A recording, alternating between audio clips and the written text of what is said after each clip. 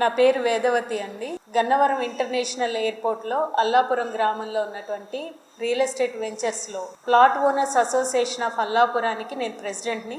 మా అసోసియేషన్లో బాధితులు 550 మంది అండి. 2016 నుంచి 10 సంవత్సరాలుగా మేము పోరాటం చేస్తున్నాము. ఎయిర్పోర్టుకు మా భూములు కావాలి, మా ప్లాట్లు ఇళ్ల స్థలాలు కావాలని ప్రభుత్వం అప్పుడు నోటిఫికేషన్ ఇవ్వడం జరిగింది. అయితే మాకు అమరావతిలో 25% పూలింగ్ పద్ధతులు ఇస్తామంటే మేము అప్పుడు మాకు అది వీలు పడదని చెప్పి మేము అబ్జెక్షన్ ఇవ్వడం జరిగింది. తర్వాత కోర్టుకు వెళ్ళటం, కోర్టు మాకు నెగోషియేట్ చేసుకోమని డైరెక్షన్స్ ఇవ్వడం జరిగింది. మరి ఆ తర్వాత ప్రభుత్వం మాతో నెగోషియేట్ చేసి దగ్గరలోనే మీకు వెంచరేసి ప్లాట్లు ఇస్తామని చెప్పి నమ్మించటం, తర్వాత తూతూ మంత్రంగా జీవోలు ఇచ్చేసి ఎలక్షన్కి వెళ్ళిపోయారు. 2018లో జీవో ఇచ్చారు. మరి 19లో ప్రభుత్వం మారిన తర్వాత మరలా మా పోరాటం చేస్తూనే ఉన్నాము.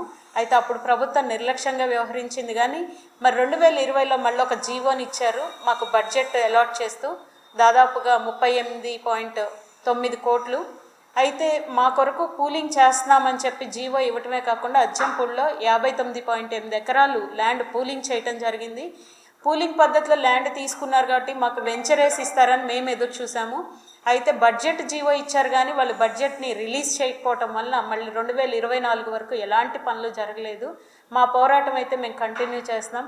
అయితే కొంతమేర మా ప్లాటుల్లో మా పర్మిషన్ లేకుండా కోర్టులో కేసులు ఉంటుండగానే ఎయిర్పోర్ట్ వాళ్ళు కొంత కాంపౌండ్ వాళ్ళు కట్టారు, కొంతవరకు R&B రోడ్డు వేశారు, కొంత డ్రైన్ తవ్వటం జరిగింది. అయితే మేము ఆ పనులను అడ్డుకుని మరి కోర్టుకు వెళ్ళినప్పుడు కోర్టు కూడా స్టే ఇవ్వడం జరిగింది. మరి కంటెంప్ట్ ఆఫ్ కోర్ట్ ఉంది అని చెప్పేసి వంక చూపిస్తా అసలు నత్తనడకన కాదు కదా, అసలు పనులే చేయట్లేదు. ఇలాంటి పరిస్థితుల్లోనే మరలా 24లో ప్రభుత్వం మారింది. గతంలో ఏ ప్రభుత్వం అయితే మా దగ్గర భూమి కావాలని అడిగారో ఆ ప్రభుత్వం మరలా వచ్చింది. ఎయిర్పోర్ట్ పనులు చేస్తున్నారు, కొత్త టెర్మినల్ కడుతున్నారు, కాబట్టి మా సమస్యలను కూడా సాల్వ్ చేస్తారు, మాకు ఇవ్వాల్సింది మాకు ఇస్తారని చెప్పి మేము ఎదురు చూస్తున్నాము. అయితే ఊహించని విధంగా మరి సంవత్సరంన్నర నుంచి మేము అడుగుతున్నా కానీ ఈ ప్రభుత్వం పట్టించుకోవట్లేదు సరిగదా. కొత్తగా మమ్మల్ని మరి భయపెట్టడం, భయభ్రాంతులకు గురి చేస్తా బ్లాక్మెయిల్ చేస్తున్నారు. అంతేకాకుండా 18లో కొంతమేర, అలాగే 24లో ఈ ప్రభుత్వం వచ్చిన తర్వాత మా వెంచర్స్లో ఉన్నటువంటి కామన్ సైట్స్, రోడ్స్ అన్నీ కూడా మరి మాకు సంబంధం, ప్లాట్ ఓనర్స్కి సంబంధం లేని వ్యక్తులు, రియల్టర్స్, రెవెన్యూ డిపార్ట్మెంట్, CRDA వాళ్ళు కలిసి మరి పూలింగ్ ల్యాండ్ అని చెప్పి నమ్మబలికి థర్డ్ పార్టీకి, ప్రైవేట్ పార్టీలకు అమ్మేసుకోవడం జరిగింది. వాటిని మరలా అమరావతిలో ప్లాట్లు వాళ్ళు లబ్ధి పొందారు. అయితే ఈ విషయం కోర్టుకు తెలియచేసినప్పుడు మేము డాక్యుమెంటల్ ఎవిడెన్స్గా మరి కోర్టు కూడా ఎక్కడికి ఉన్నదాన్ని అక్కడ ఆపేసేయండి, అమరావతిలో ఇవ్వద్దు అని చెప్పడం జరిగింది. అయితే అప్పటికే మా దగ్గర దాదాపు 10 ఎకరాల పైన ట్రాన్సాక్షన్ జరిగిపోయింది ఈ 3 వెంచర్స్లో.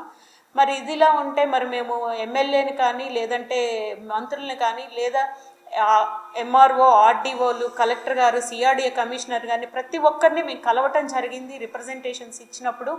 మరి కొత్తగా మాకు ఇంతకు ముందు అయితే కనుక మేము చేసేస్తాము, ఈ ప్రభుత్వం వచ్చింది కదా మరలా పనులు చేస్తామని చెప్పారు. కానీ ఇప్పుడు కొత్తగా ఏం చెప్తున్నారంటే మరి అక్కడ ఇవ్వడానికి సాధ్యపడదు ఇలా చెప్తూ మరి RDO ఆఫీస్కి పిలిచి గత నెలలో మమ్మల్ని RDO ఆఫీస్లో ప్లాట్ ఓనర్స్ మీటింగ్ అని మమ్మల్ని పిలిచారు. కానీ అక్కడికి ప్లాట్ ఓనర్స్ కాని వాళ్ళు 15 మంది వచ్చారు. వాళ్ళు డ్రింక్ చేసి వచ్చి మరి మా మీద మా గొంతు నొక్కాలని, మమ్మల్ని మాట్లాడనివ్వకుండా చేయాలని చాలా ప్రయత్నాలు చేశారు. RDO, MRO చూస్తా ఊరుకున్నారే తప్ప వాళ్ళని ఎక్కడా కూడా బయటికి పంపించడం కానీ అడ్డుకోవటం కానీ చేయలేదు. అసలు వాళ్ళకి విషయం చెప్పిందే మరి రెవెన్యూ డిపార్ట్మెంట్ వాళ్ళు. మరి ప్లాట్లు కాని వాళ్ళు ఎందుకు వచ్చారు అంటే వాళ్ళే మాకున్నటువంటి కామన్ సైట్స్, పార్కులు అక్రమంగా దొంగ డాక్యుమెంట్స్తో అమ్మేసుకున్నారు. కాబట్టి వాళ్ళు ఇప్పుడు మా పోరాటాన్ని అడ్డుకోవాలి, మొత్తం తతంగం బయటికి రాకూడదంటే మరి రెవెన్యూ డిపార్ట్మెంట్, CRDA వాళ్ళు కలిసి కొత్త పన్నాగాలు పన్నుతున్నారు. మరి మాకు ప్లాట్లు వెంచరేసి ఇస్తే కనుక ఈ అక్రమాలన్నీ బయటకు వస్తాయి. కాబట్టి కోర్టులో కూడా వీళ్ళు, మా కోర్టులో కేసులు ఉన్నాయి, ఎఫిడవిట్ ఫైల్ చేయకుండా జీవో ఎందుకు అమలు చేయరు అని అడిగితే సమాధానం చెప్పకుండా పోస్ట్పోన్ చేస్తున్నారు. ఇప్పుడు కొత్తగా ఏంటంటే అజ్జంపూడిలో ఏదైతే 59 ఎకరాలు తీసుకున్నారో ఆ రైతులు వెళ్ళి అడిగినప్పుడు కూడా వాళ్ళకి ఇవ్వడానికి లేదు, అందుకని ఇక్కడ చాలా కాస్ట్ అవుతుంది, ఇప్పుడు 70-80 కోట్లు మేము పెట్టలేము ప్రభుత్వం తరపున అని చెప్పి కొత్తగా ఇంకో కొత్త పాట మొదలుపెట్టి అది డీనోటిఫై చేస్తాము, పూలింగ్లో తీసుకున్న ల్యాండ్ మాకు వెంచరేసి ఇవ్వడానికి తీసుకున్న ల్యాండ్ని డీనోటిఫై చేస్తామనే మాటలు ఆ రైతుల దగ్గర అనడం, మా దగ్గరేమో అది ఇప్పుడు చేయటానికి అవ్వదు కాబట్టి అమరావతిలో ఇస్తాము అని చెప్పి మళ్ళీ కొత్త పాట మొదలుపెట్టారు. ఇవన్నీ ఏంటంటే అసలు విషయాన్ని చంపేసి లబ్ధిదారుల్ని మోసం చేయడానికి కుట్రపూరితంగా చేస్తున్న పనులు ఇవన్నీ. మరి మేము 10 సంవత్సరాల నుంచి అడుగుతుంటే 3 ప్రభుత్వాలు ఇప్పటికీ, మొదట 2016 నుంచి ఒక ప్రభుత్వం, తర్వాత వైసీపీ గవర్నమెంట్, ఇప్పుడు కూటమి ప్రభుత్వం వచ్చినప్పటికీ అంటే దాదాపు అన్ని పార్టీల వాళ్ళు ఈ రాష్ట్రంలో మరి ఈ సమస్యను తెలిసి కూడా కావాలని మరి లబ్ధిదారుల్ని, మరి ఎవరైతే మేము బాధితులు ఉన్నామో చెప్పాలంటే మేము మా ఆస్తులు మేము కష్టపడి సంపాదించుకున్నవి మరి ప్రభుత్వం అవసరానికి ఇన్ఫ్రాస్ట్రక్చర్ కావాలన్నప్పుడు సరైన విధానంగా పరిష్కారం చేయాలో అలాంటిది లేకపోగా ప్రభుత్వం యొక్క బాధ్యత ఏంటండి, ప్రజలకి కూడు నీడ గుడ్డ ఇవన్నీ కూడా ఎమ్యూనిటీస్ అన్ని ప్రొవైడ్ చేయాలి. కానీ మేము ఏం అడగట్లా, మేము అరేంజ్ చేసుకున్నవి మేము మధ్యతరగతి ప్రజలుగా మాకున్న ఎమ్యూనిటీస్ని లాక్కునే హక్కు వీళ్ళకి ఎక్కడుంది? సరే కావాలని తీసుకుంటే మళ్ళీ ఆల్టర్నేట్ ప్రొవైడ్ చేయాలి. అంతేకాకుండా అసలు 59 ఎకరాల్లో డెవలప్ చేయాలంటే మాకు 80 కోట్లు అవుతుంది, మా దగ్గర లేదు అని అంటున్నారంటే వీళ్ళు 80 కోట్లు లేని ప్రభుత్వం అంటే బాధితుల ల్యాండ్ తీసుకుని, మా ల్యాండ్ తీసుకుని మాకు ఇవ్వడానికి 80 కోట్లు లేనప్పుడు మీరు ఇంకే ప్రాజెక్టులు చేస్తారు అంటే మీరు చెప్పేయన్ని బోటక్ మాటలని మేము అనుకోవాలా? దీన్ని ఇప్పటికైనా గ్రహించుకొని మీరు ఏం చేస్తున్నారు? పూలింగ్ ల్యాండ్ని డీనోటిఫై చేస్తాము అంటున్నారంటే రేపు అమరావతిలో కూడా డీనోటిఫై చేస్తారా? అసలు రేపు అక్కడ మాకు ఇస్తానంటున్నారు, తర్వాత మళ్ళీ డీనోటిఫై చేస్తే అందుకని మేము మిమ్మల్ని నమ్మడానికి సిద్ధంగా లేము. ఏదైతే మాకు ప్రామిస్ చేశారో 10 సంవత్సరాల నుంచి దాన్ని నెరవేర్చుకొని కనీసం ఇప్పుడైనా మీ మాట నిలబెట్టుకోవాలని మిమ్మల్ని మేము కోరుకుంటున్నాం. విజయవాడ అంతర్జాతీయ విమానాశ్రయం విస్తరణ కోసం వ్యవసాయ భూములతో పాటు 550 మంది దగ్గర నివాస భూములు తీసుకున్నారు. వాళ్ళకి ఈ రోజు వరకు న్యాయం జరగలేదు. వాళ్ళకి ఫ్లాట్లు వేసిస్తామని చెప్పి 58 ఎకరాలు పూలింగ్ చేసి ఈ రోజు ఆ భూమిని కూడా వదిలేశారు. ఆ పూలింగ్ ఇచ్చిన వాళ్ళకి ఈ రోజు కూడా ఎక్కడ ఫ్లాట్స్ అలాట్ చేయలేదు, వాళ్ళకి కవులు కూడా ఇవ్వటం లేదు.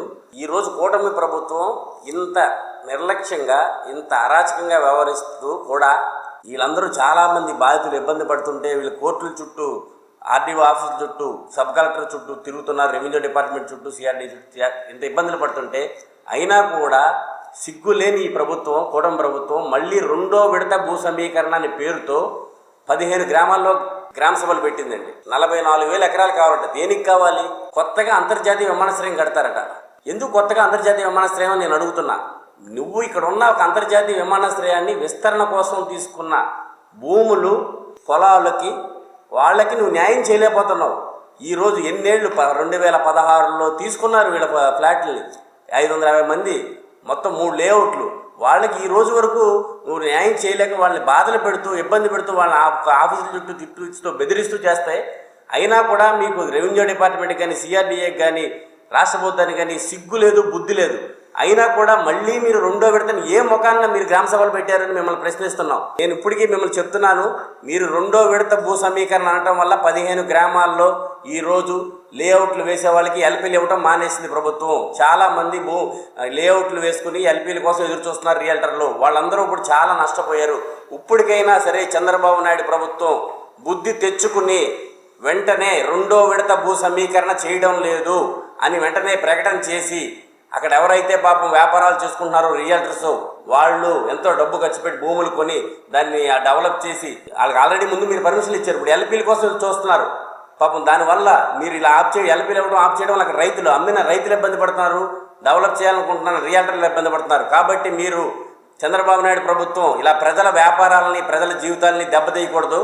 ఖచ్చితంగా మీరు వెంటనే 2వ విడత భూ సమీకరణ లేదని ఒక విధాన ప్రకటన నిర్ణయం తీసుకుని ప్రకటించి వాళ్ళందరికీ కూడా అక్కడ లేఅవుట్ల డెవలప్మెంట్కి ఎల్పీలు ఇచ్చి అలాగే రైతులకి న్యాయం చేయండి. ఇది అప్పుడే మన రాష్ట్రం ముందుకెళ్తుంది. లేకపోతే రాజధాని ప్రాంతం చాలా దెబ్బతింటది. జై అమరావతి.